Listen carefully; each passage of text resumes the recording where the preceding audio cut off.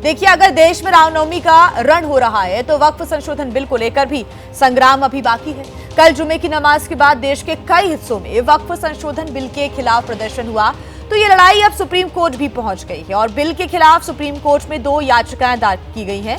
कांग्रेस सांसद मोहम्मद जावेद और एआईएमआईएम के अध्यक्ष असदुद्दीन ओवैसी ने सुप्रीम कोर्ट में वक्फ बिल के खिलाफ याचिका दायर की है।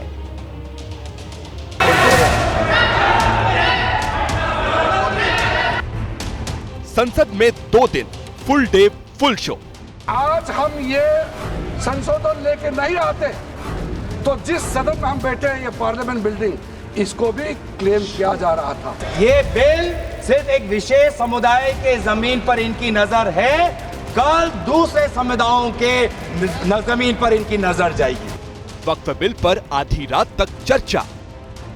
संसद का कानून है, सबको स्वीकार करना पड़ेगा। कुल 107 वक्ता और 26 घंटे चर्चा। वक्फ बोर्डों ने भू माफियाओं की तरह काम किया है। लोकसभा में 13 घंटे लगातार बहस। उनको फाड़ता हूं, ये अनकॉन्स्टिट्यूशनल है सर। राज्यसभा में भी 13 घंटे नॉनस्टॉप। हम मुसलमानों को नहीं डरा रहे हैं, आप डरा रहे हैं। वक्फ बिल पर देश की संसद ने ओवरटाइम किया, जितने भी किंतु परंतु थे सब पर बात की। अंतिम नतीजा ये रहा कि नया वक्फ बिल पहले लोकसभा से पारित हुआ, फिर राज्यसभा से भी पास हो गया। पक्ष में 288, विपक्ष में 232।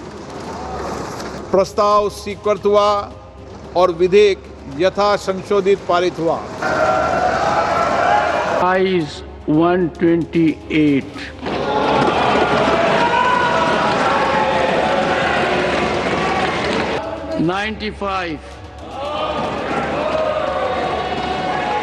Bill is passed.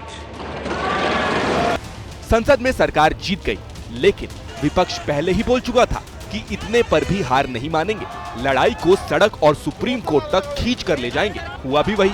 नए वक्फ बिल के खिलाफ सुप्रीम कोर्ट में पहली याचिका कांग्रेस ने जमा कराई। बिल में संशोधन करने का हक सभी सरकार का, इसमें कोई शक नहीं, लेकिन जो बुनियादी प्रोटेक्शन है कॉन्स्टिट्यूशन के तहत किसी के लिए भी, किसी इंडियन सिटीजन के लिए, उसको जब आप वायलेट करेंगे और अपने नंबर्स का दुरुपयोग करेंगे, उसी के तहत हमने सुप्रीम कोर्ट में जाने का फैसला किया है। आगे बढ़े उससे पहले आप देखें कि वक्फ का मैटर संसद से सुप्रीम कोर्ट पहुंचा है, तो उसमें 3 ही मूल सवाल हैं। पहला, विपक्ष किस आधार पर वक्फ बिल को चुनौती दे रहा है? क्या सुप्रीम कोर्ट विपक्ष की याचिका को स्वीकार करेगा? क्या नए वक्फ कानून के रद्द होने की जरा भी गुंजाइश है? कांग्रेस के पीछे पीछे एआईएमआईएम भी याचिका लेकर सुप्रीम कोर्ट पहुंच गई। एबीपी न्यूज से खास बातचीत में असदुद्दीन ओवैसी ने कहा कि वक्फ बिल पर लड़ाई खत्म नहीं हुई है, मुसलमान हार मानने वाले नहीं। दरगाहें उनके कंट्रोल में आ जाए, इमाम बाड़े उनके कंट्रोल में आ जाए, इस तरह का कानून बीजेपी बना रही है कि इस मुसलमानों को जलील और रुस्वा करने की कोशिश की जा रही है, हमको सेकंड ग्रेड सिटीजन बनाया जा रहा है। हिटलर के जमाने में ऐसी होता था, यहूदियों की इबादत गाहों को निशानदेही की जाती थी, उसको बंद कर दिया जाता था, तो यही काम हो रहा है। और आप प्रैक्टिसिंग मुसलमान का मतलब क्या है कि किरण रिजिजू की तरह वो क्लीन शेव हो या ओवैसी की तरह दाढ़ी हो? आर्टिकल 300A कॉन्स्टिट्यूशन कहते हैं प्रॉपर्टी मेरी राइट है, मैं जो चाहे कर लूं।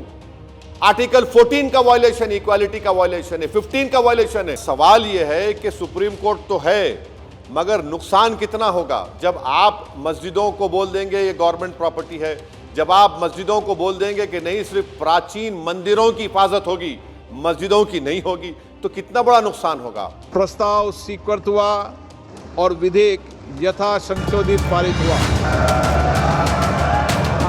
अब देखें कि नए वक्फ बिल के खिलाफ कांग्रेस और विपक्षी दल किस आधार पर सुप्रीम कोर्ट का दरवाजा खटखटा रहे हैं।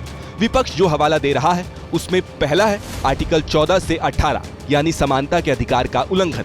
दूसरा है आर्टिकल 25 यानी धार्मिक स्वतंत्रता के अधिकार का उल्लंघन। तीसरा है आर्टिकल 26 यानी धार्मिक संस्थाओं के अधिकारों का उल्लंघन। और चौथा है आर्टिकल 29-30 यानी अल्पसंख्यकों के अधिकारों का हनन। हालांकि इन सारे आरोपों पर सरकार संसद के दोनों सदनों, दोनों चर्चाओं में जवाब दे चुकी है कि वक्फ बोर्ड कोई धार्मिक संस्था नहीं, सिर्फ एक ट्रस्ट है। वक्फ एक अरबी शब्द है, एक प्रकार का चैरिटेबल एंडोनमेंट है। इसमें दान देता है, वो शब्द का बड़ा महत्व है। दान उस चीज का ही कर्ज किया जा सकता है जो हमारा है। सरकारी संपत्ति का दान मैं नहीं कर सकता। सुप्रीम कोर्ट संविधान का संरक्षक है। वो सुनिश्चित करता है कि संसद जो कानून बना रही है उसमें कहीं संविधान का मूल ढांचा तो नहीं बदला जा रहा। ऐसा दिखने पर ही वो उसे रद्द करता है, वरना नहीं।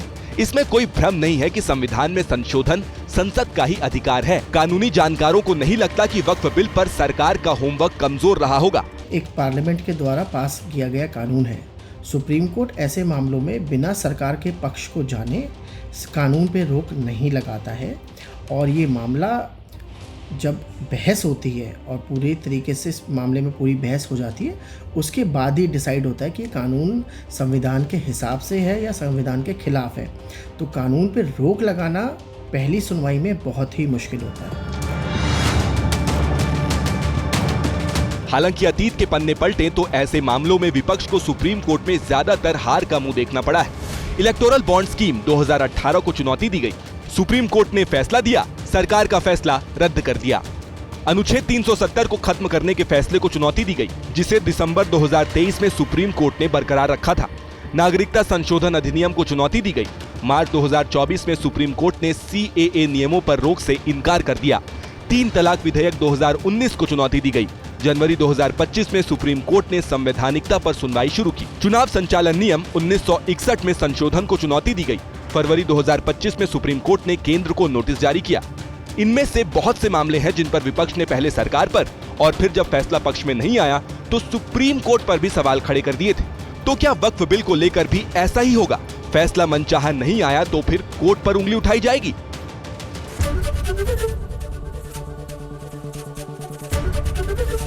ABP गंगा, खबर आपकी, जुबान आपकी।